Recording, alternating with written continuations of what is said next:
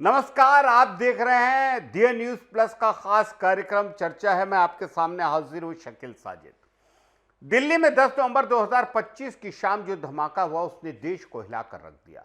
Lal Qila metro station के बाहर हुई इस बड़ी घटना में 13 लोगों की मौत हो गई और करीब 25 लोग घायल हुए। शुरुआत में लोगों को लगा कि यह कोई हादसा है, लेकिन जांच में जो बातें सामने आई सबको चौंका दिया।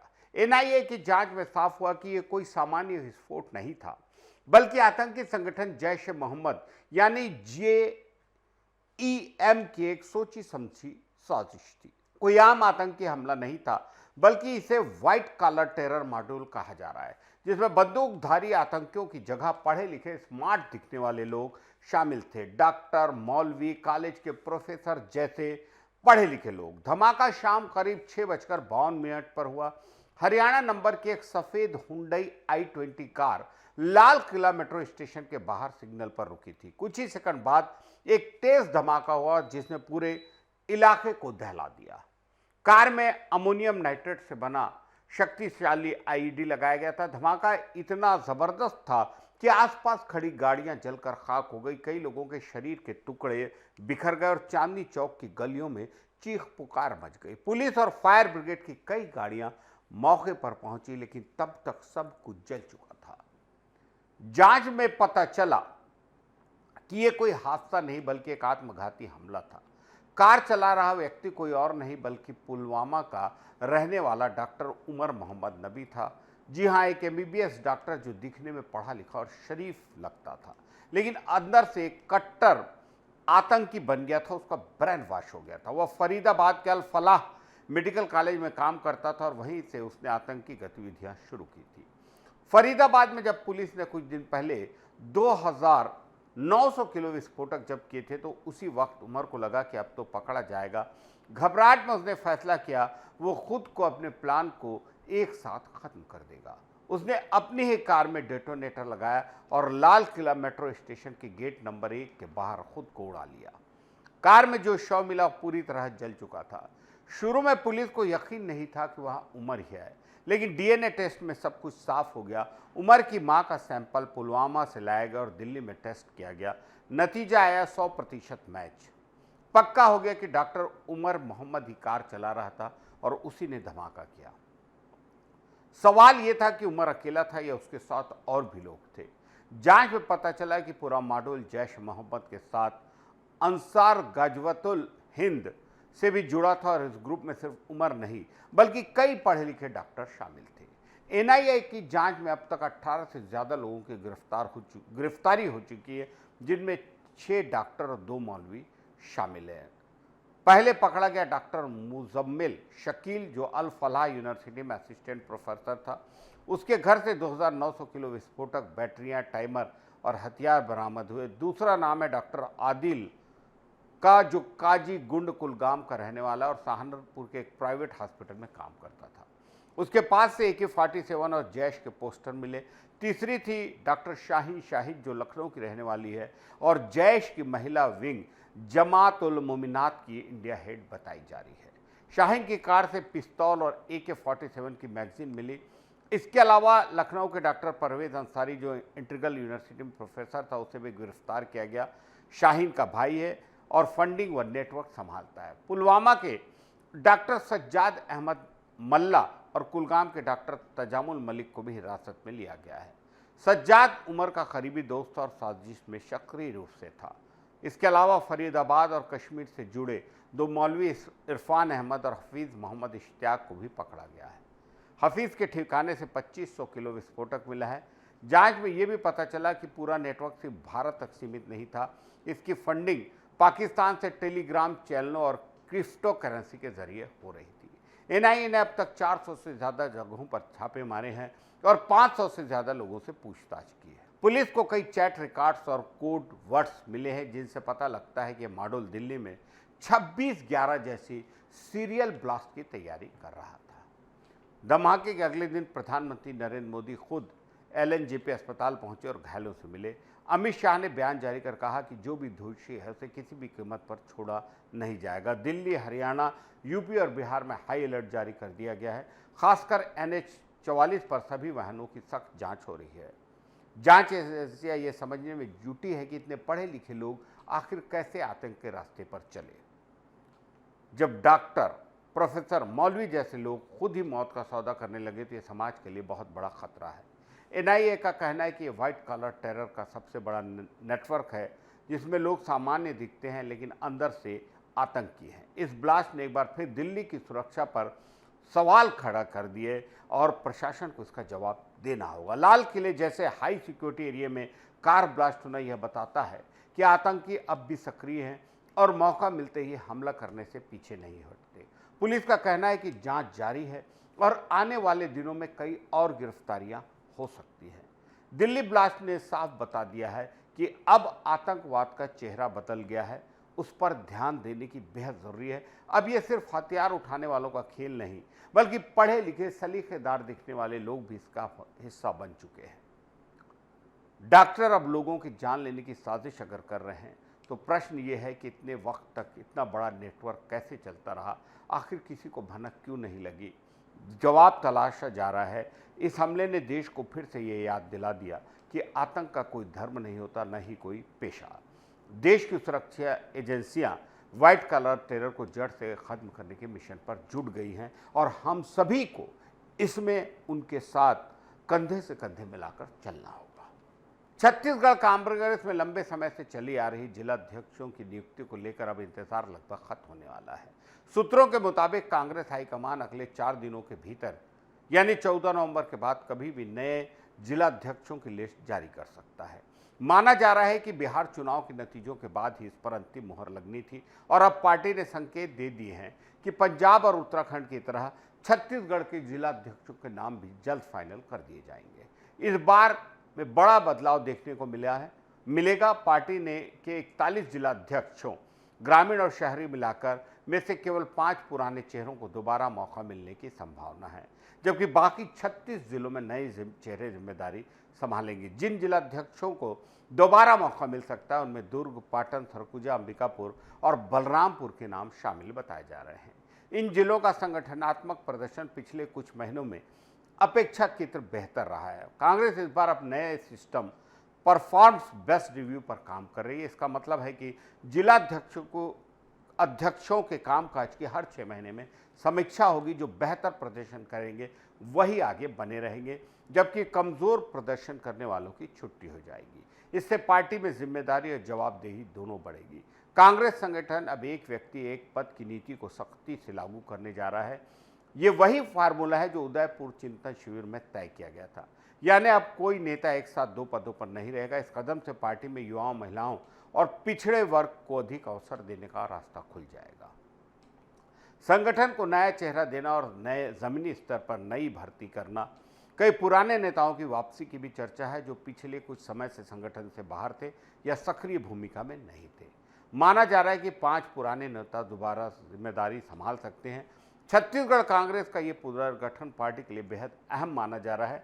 अगले साल राज्य में स्थानीय निकाय और पंचायत चुनाव होने, ऐसे में कांग्रेस चाहती है कि संगठन पूरी तरह से चुस्त दुरुस्त रहे और हर जिले में मजबूत नेतृत्व खड़ा रहे।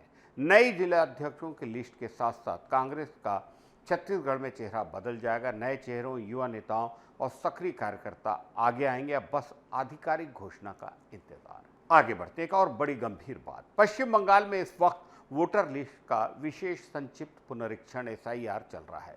इस दौरान बहुत बड़ी संख्या में मतदाताओं के नाम हटाए जाने की जो संभावना है, बताया जा रहा है कि लगभग 34 लाख लोगों के नाम वोटर लिस्ट से कट सकते हैं। इसके पीछे मुख्य वजह आधार कार्ड का डेटा। राज्य के मुख्य निर्वाचन अधिकारी मनोज कुमार अग्रवाल ने हाल ही में UIDAI यानी भारतीय विशिष्ट पहचान प्राधिकरण के अधिकारियों के साथ बैठक की। इस बैठक में UIDAI ने बताया कि 2009 से अब तक लगभग 34 लाख आधार कार्ड धारकों को अपने रिकॉर्ड में मृतक के रूप में दर्ज किया गया है।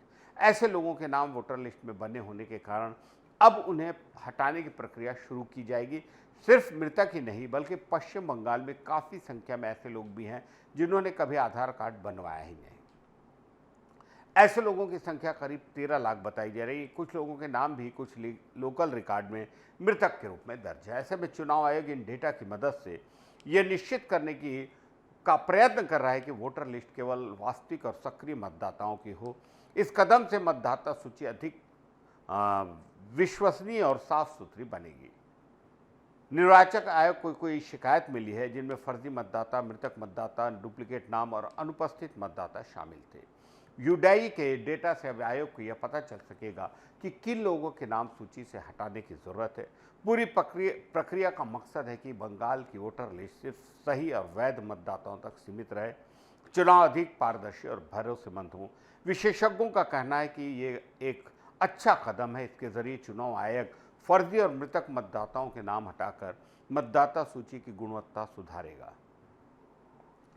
राज्य की वोटर लिस्ट में बड़े पैमाने पर सफाई की जा सकेगी। मतदाता सूची में नाम कटने या सही होने की प्रक्रिया से अब वोटर लिस्ट भरोसेमंद बन जाएगी। भविष्य के चुनाव में अनियमितता की संभावना कम होगी। इसी काम को सही और पारदर्शी तरीके से करने के लिए अधिकारियों ने विशेष सतर्कता अभियान चलाया है। और खबर हमें ये भी है कि बहुत सारे कैदी जो जेल में बंद हैं वो भी मतदाता सूची में अपना नाम जुड़वाने के लिए या उसे दिखवाने के लिए या आधार कार्ड में कोई अगर गलती है उनके तो उसे सुधरवाने के लिए अपने रिश्तेदारों के साथ कोशिश कर रहे हैं। आगे बढ़ते हैं। छत्तीसगढ़ के बीजापुर जिले से एक बड़ी खतरनाक खबर आई है। एक बार फिर सरकारी अस्पताल में की गई मोतियाबंद सर्जरी सवालों के घेरे में आ गई है। जिला अस्पताल में ऑपरेशन के कुछ ही दिनों बाद 9 मरीजों की आंखों में इन्फेक्शन हो गया, जिसके बाद उनकी आंखों की रोशनी बेहद कम होने लगी। मरीजों की आंखों में सूजन, जलन और धुंधलेपन की शिकायतें सामने आई। हालत बिगड़ने पर सभी को रायपुर के मेकाहारा अस्पताल में भर्ती कराया गया है। जानकारी के मुताबिक सूत्रों के इन 9 में से 8 मरीजों का ऑपरेशन 24 अक्टूबर को हुआ था, जबकि एक 8 नवंबर को। शुरुआत में सब कुछ सामान्य लग रहा था, लेकिन कुछ दिनों बाद मरीजों को आंखों में दर्द, लालिमा और धुंधलापन महसूस हुआ। जब वे दोबारा बीजापुर जिला अस्पताल पहुंचे तब डॉक्टरों ने गंभीर नाजुक स्थिति को देखकर तत्काल उन्हें रायपुर रेफर कर दिया। इन मरीजों में तर्रेम, टीमापुर और टिमोदे जैसे ग्रामीण इलाकों के लोग शामिल हैं। औलम डोग्गा, पुनेम जिम्मो, मडियम मारे, अलवम कोवे, अलवम पोजे, बुधनी डोढ़ी, पदम शंता, पड्डू लक्ष्मी और अलवम सोमे, जो सब के सब 55-60 साल से ऊपर के हैं, ये सभी इसमें शामिल हैं। इनमें 8 महिलाएं और 1 पुरुष है। मेकाहारा के अधीक्षक डॉक्टर संतोष सोनकर ने बताया है कि सभी मरीजों की आंखों में ऑपरेशन के बाद संक्रमण पाया गया। अभी ये कहना मुश्किल है कि गलती डॉक्टरों की थी या मरीज की ओर से कोई लापरवाही हुई। इन्फेक्शन फैलने के कई कारण हो सकते हैं, जैसे ऑपरेशन थिएटर की सफाई, दवाओं की गुणवत्ता या सर्जिकल उपकरणों का संक्रमण। फिलहाल मरीजों को दवाइयां और एंटीबायोटिक इंजेक्शन दिए जा रहे हैं। 5 मरीजों को फिर से ऑपरेशन थिएटर में शिफ्ट किया गया है, जबकि 3 का दवाइयों से उपचार किया जा रहा है। डॉक्टर सोनकर का कहना है कि अभी यह तय नहीं किया जा सकता कि मरीजों की आंखों की रोशनी कितनी प्रभावित हुई है, क्योंकि ऑपरेशन के बाद होने वाले सूजन को सामान्य होने में लगभग 5-6 हफ्ते लगते हैं। तभी स्पष्ट होगा कि संक्रमण का असर स्थायी है या नहीं है। मामले की गंभीरता को देखते हुए आयुक्त सह संचालक डॉक्टर प्रियंका शुक्ला ने 3 सदस्यीय जांच समिति गठित की है। ये टीम 3 दिनों के भीतर रिपोर्ट देगी। बीजापुर जिला अस्पताल की इंचार्ज डॉक्टर रत्ना ठाकुर ने बताया कि 24 अक्टूबर को कुल 14 मरीजों की सर्जरी हुई थी। पहले फील्ड विजिट में सभी मरीज ठीक थे और 3 नवंबर को भेजी गई ओटी रिपोर्ट भी पूरी तरह निगेटिव आई थी, यानी तब किसी तरह का संक्रमण नहीं पाया गया था। लेकिन ऑपरेशन के 2 हफ्ते बाद दूसरी फील्ड विजिट में मरीजों की आंखों में लालिमा और आंसू आने की शिकायतें मिली। इसके बाद सभी को जिला अस्पताल बुलाया गया और 9 मरीजों को तुरंत रायपुर रेफर किया गया। ये कोई पहली बार नहीं है जब छत्तीसगढ़ में मोतियाबिंद सर्जरी को लेकर सवाल उठे हैं। साल 2022 में दंतेवाड़ा में भी इसी तरह की लापरवाही सामने आई थी, जब 10 आदिवासी मरीजों की आंखों की रोशनी चली गई। तब डॉक्टर गीता नेताम, ममता विल्दे, स्टाफ नर्स और दीप्ति टोप्पो नेत्र सहायक अधिकारी को निलंबित किया गया था। राज्य में इससे पहले 22 दिसंबर 2011 को भी हादसा हुआ था, जिसे लोग आज भी अखफोड़वा कांड के नाम से जानते हैं। उस वक्त सरकारी शिविरों में ऑपरेशन कराने वाले 50 से ज्यादा लोगों की आंखों की रोशनी चली गई थी। बालोद, बागबहरा, राजनांदगांव, कवर्धा जिले में ये घटनाएं हुई थी। उस मामले में कई डॉक्टरों और अफसरों को सस्पेंड किया गया था। अब फिर वैसा मामला सामने आने से राज्य के स्वास्थ्य विभाग की कार्यप्रणाली पर सवाल उठ रहे हैं। बार बार एक जैसी गड़बड़ियां होना बताता है कि सिस्टम में सुधार की बहुत ज्यादा जरूरत है। विशेषज्ञों का कहना है कि मोतियाबिंद सर्जरी बेहद संवेदनशील प्रक्रिया है, जिसमें उपकरणों की पूर्ण सफाई और स्टरलाइजेशन सबसे जरूरी होता है। जरा सी चूक मरीज की जिंदगी और उसकी नज़र पर भारी पड़ सकती है। रायपुर के मेकाहारा में भर्ती मरीजों की स्थिति पर लगातार नज़र रखी जा रही है। डॉक्टरों का कहना है कि कुछ मरीज में सुधार के संकेत हैं, लेकिन पूरी तरह ठीक होने में वक्त लगेगा। जांच समिति की रिपोर्ट आने के बाद ही ये तय होगा कि गलती कहां हुई, डॉक्टर की ओर से, अस्पताल प्रबंधन की ओर से, या फिर तकनीकी कारण। सरकारी अस्पतालों में चिकित्सा सेवाओं की गुणवत्ता पर सख्त निगरानी और जवाबदेही बेहद जरूरी है, वरना अखफोड़वा कांड जैसे हादसे फिर दोहराए जा सकते हैं। आगे बढ़ते हैं। छत्तीसगढ़ में ठंड तेजी से बढ़ रही है। मौसम विभाग के अनुसार अगले 3 दिनों तक राज्य के उत्तरी और मध्य हिस्सों में शीतलहर चलने की संभावना है। अंबिकापुर में तापमान 7 डिग्री तक लुढ़क गया, जबकि मैनपाट में ओस की बूंदें जमकर बर्फ बन गई है। न्यूनतम तापमान 4 डिग्री सेल्सियस तक है। रायपुर में भी नवंबर में 9 साल बाद दूसरी बार पारा 13 डिग्री तक गिरा है। बलौदाबाजार, पेंड्रा, अंबिकापुर जैसे इलाकों में लोग सुबह और शाम अलाव का सहारा ले रहे हैं, लेकिन सार्वजनिक जगहों पर अलाव की व्यवस्था न होने से लोगों को दिक्कत हो रही है।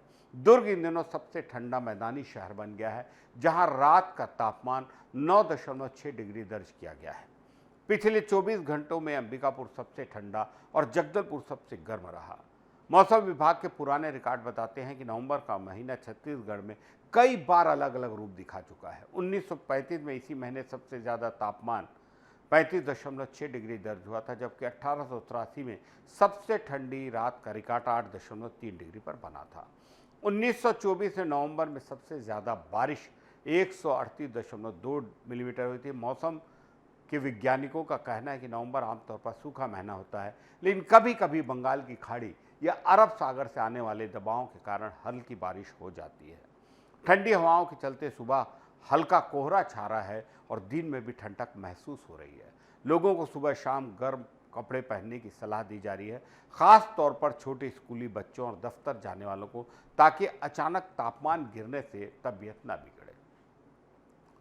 विशेषज्ञों ने चेतावनी दी कि ऐसे मौसम में मलेरिया फैलने का खतरा भी बढ़ जाता है। इस वक्त राज्य में दिन और रात का तापमान मच्छरों के लिए अनुकूल है। अगले 8 दिनों में मलेरिया संक्रमण बढ़ने की संभावना है, खासकर ग्रामीण और जंगल वाले इलाकों में।